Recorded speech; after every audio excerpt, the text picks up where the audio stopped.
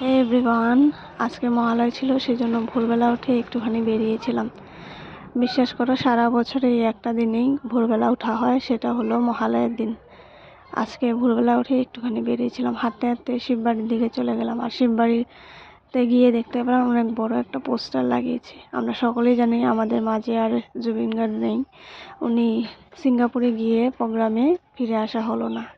সত্যি আমাদের আসামের ফেমাস জুবিন গার্গ, আমাদের আসামের গর্ব জুবিন গার্গ।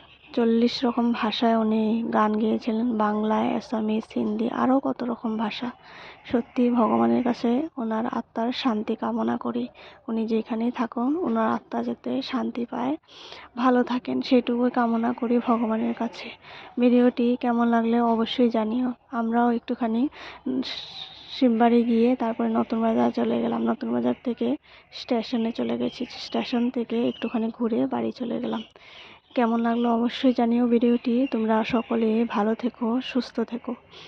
সত্যি মানুষের জীবন আজকে কি হয়, কালকে কি হয়, কেউ আমরা বলতেই পারি না, তাই না?